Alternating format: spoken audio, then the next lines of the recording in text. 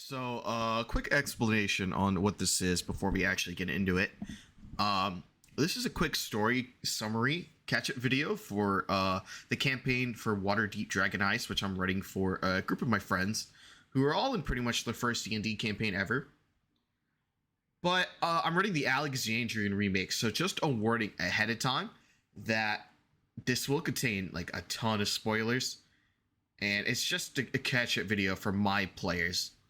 So if you want to avoid any spoilers, if you think you want to run this campaign or be a player and it's one day, you probably want to click off the video. But just a heads up before we hop in. And if you have done this campaign before and drop any spoilers in the comments, please don't do that. Nobody likes an asshole, and especially not you. All right, let's hop into it. Your adventure begins in the Yawning Portal, an inn located in the city of Waterdeep that is also an entrance to the Underdark. After an encounter with a group of thugs led by a bandit named Krantz, a 7-foot-tall half-orc woman named Yagra Stonefist, and a troll emerging from the Underdark, the group of adventurers meet a jolly old man that goes by the name of Volothamp Gadarm, Volo for short. Chronicler, wizard, and celebrity, Volo enlists the group in a quest to find his missing buddy, Floon Blagmar. 2 nights ago, Floon went missing after he and Volo went drinking and gambling at a local tavern named the Skewered Dragon. The group starts their investigation, seeing the City Watch in action after a bloody confrontation between the Xanathar Guild and the Zentarum, 2 rivaling gangs. Searching the Dark Ward on their way to the Skewered Dragon, the party checks out a shop run by an old gnome named Zoblob. After some finagling and purchases from the store, Zoblob informs the group that he saw Floon and a well-dressed fellow of similar appearance and bearing were jumped by rough-looking men in black leather armor.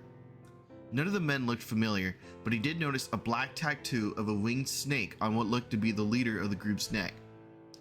The group arrives at the Skewered Dragon and, after talking to some of the patrons there, discover that Volo left Floon at the tavern that night. Floon stuck around long enough to meet up with another friend of his, Rainier Neverember, the son of Waterdeep's previous open lord, Daggalt Neverember. The two left around midnight and haven't been seen since, though they were followed out by 5 men who left shortly after. Nobody knows what happened after that, though that group of men are known to frequent a warehouse on Candle Lane. The group is informed by one of the tavern regulars to look for the snake symbol on the door. The group makes their way to Candle Lane and find a warehouse with a black-winged snake symbol above the entrance. It is soon found out that this is a symbol of the Zentarum, one of the gang associations in Waterdeep. The group ambushes a group of Kenku, 2 survive and 1 flees while the other is captured. Also at the scene of the ambush are a group of corpses, 5 human Zentarum sellswords and 7 humans clad in leather armor that are soon discovered to be Xanathar Guild thugs. The Kenku reveals 4 lines about being interrogated. Xanathar sends its regards, tie up the pretty boy in the back room, follow the yellow signs on the sewers, and no time to loot the place, just get into the boss. The party finds Rainier Neverember hiding in a storage closet, hiding from the Kenku. He reveals that he believes they mistook Floon for him when the original group of thugs who kidnapped them were attacked, and joins the group to search for Floon, feeling guilty. He also reveals that a locket containing a picture of his mother was stolen by the Zentarum thugs before being taken along with Floon by the Xanathar Guild members. Upon being asked why he thinks the Zents originally kidnapped him and Floon, Rainier shares that the Zentarum thinks that his father embezzled a large amount of gold while he was open lord, and that he hid the dragon somewhere in the city.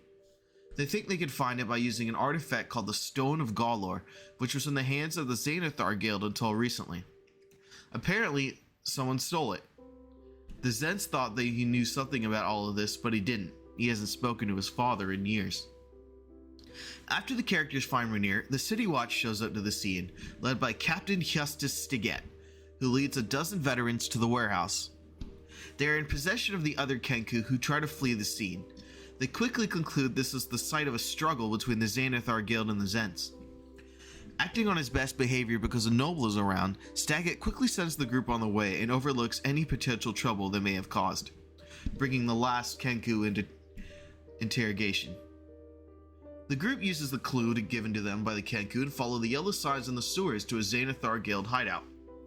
After making their way through, the group reaches the final room and sees Floon being interrogated by a half-orc wizard. A mind flayer floats across the room, exiting but not before he leaves behind an intellect devourer. The group notices that the mind flayer was carrying a small stone orb carved to resemble an eyeball. After a fight that ends in the defeat of the orc wizard and the intellect devourer, the group rescues Floon and escapes back to the yawning portal. Upon reuniting with his friend, Follow is quick to admit that he does not yet have the money to pay the group for their efforts. He instead presents them with a deed to a property in Waterdeep named Troll Skull Manor, a historic building located in the North Ward found in Troll Skull Alley.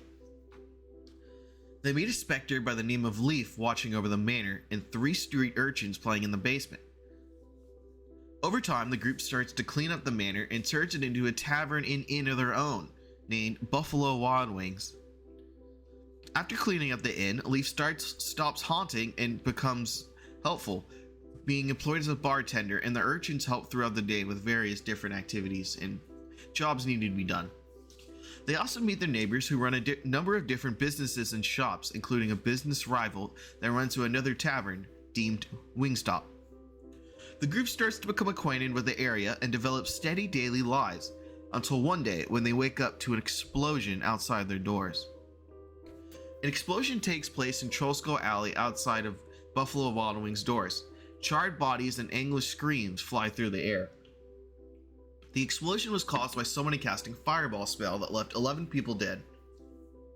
After the group questions and talks to a number of witnesses, they come to the conclusion that a mechanical angel of death caused the explosion with a necklace of fireballs, leaving the magical object at the scene.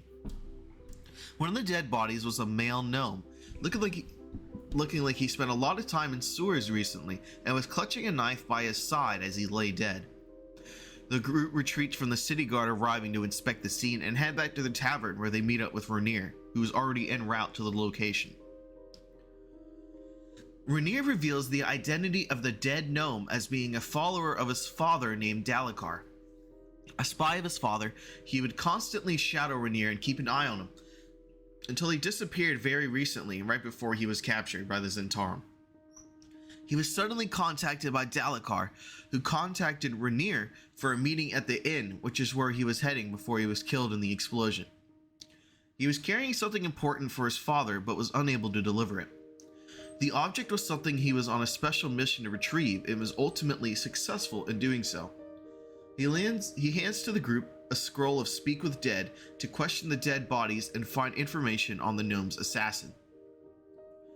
After heading to a city watch station in the North Ward, the group questions Dalekar after casting the spell and find out that the stolen item was the Stone of Golar. The stone is the key to finding a horde of dragons being gold and currency in the city of Waterdeep, hidden in the city. They also question 2 dead Zentarum agents that tell them their job was to catch a gnome named Dalekar, who had an artifact in his possession which would make them rich as kings. This all but confirms to them that the information Rainier gave them was factual, as the group tends to not trust him all the time, for no apparent reason. The group decides to use this information gained from the witnesses of the explosion and investigate this mechanical angel of death that was seen fleeing from the scene, fueled partly by revenge for nearly killing one of the street urchins, a young boy named Squiggly, who lost his arm. They visit the House of Inspired Hands and meet a Nimblewright named Nim. The Nimblewrights are built by the Technomancers of Luskan and based on an ancient Kali sheet designs of the Shun Imperium. They are humanoid-shaped constructs that are typically employed as bodyguards, assassins, spies, and a number of other roles. After talking to Nim's handlers, they discover that a certain figure has given out or sold a few Nimblewrights after coming in town recently, Captain Zord of the Sea Maiden's Fair. After a dinner meeting on Zord's main ship, the captain shares with them that the Nimblewright that caused the explosion and stole the stone was owned by a noble family in Waterdeep called the Gralhuns. He also gives them their address before they depart. Captain Zord then takes great interest in this situation involving the Stone of Galar and chooses to enter the grand game.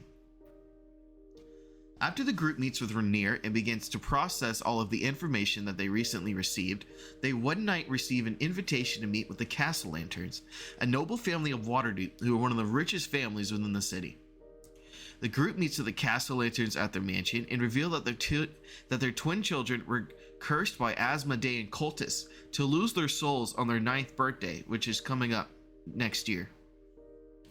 They have discovered a ritual which can save them, but it requires them to sacrifice one shy of 1,000,000 gold coins. They are quite rich, but even in leveraging everything they own, they still can't raise that monstrous sum. The Castle Lanterns then ask the group for their assistance in obtaining the stone and sharing the dragons with them that is found within, a desperate plea to save their children. The group, fueled by desire to save the children, and a number of other reasons, accept the offer and tell them they will retrieve the stone and what lies within. Castle Lanterns share that in order to open the stone, 3 keys in the shape of eye stalks must be obtained and placed in 3 slots. Lady Castle Lantern reveals that they are already in possession of one of the keys and that it will be shared with the group once they find the 2 others. Castle Lantern spies have revealed to them that the Xanathar Guild and the Zentarum are each in possession of one. The Zentarum obtained their eye stalk, which was hidden in the amulet containing a picture of Lady Neverember that was stolen from Rainier. The Zentarum managed to get the amulet out in time before the Xanathar Guild ambushed them at the scene. The group then leaves the Castle Lantern mansion and heads home. After discussing the information with Rainier, the group stakes out the Gralhund Villa and initiates their operation to retrieve the stone. After battling through the manor against several different groups of Xantarum thugs, Sanafar agents, and Zord's men, they end up in a clash with the Gralhunds and end up in a chase against the Nimblewright they have been searching for all this time. The Nimblewright flees with the stone, and along with some help from Rainier and a surprise ambush from several gazers, obtain the stone. The group then meets with Rainier and reviews the information related to the Zentarum and their possession of an eye stalk key, planning to infiltrate their headquarters at Kalot Towers and retrieve it. The group discovers that they need a number of pass amulets to get through the force field at Kalot Towers and visit an old tower in Yellowspire to investigate and eventually find them. They get in and battle their way through Manshun's secret realm, making allies and enemies along the way. They fight his most correct clone reincarnation, who remarks with a "well done" as he disappears and the first eye stalk is required.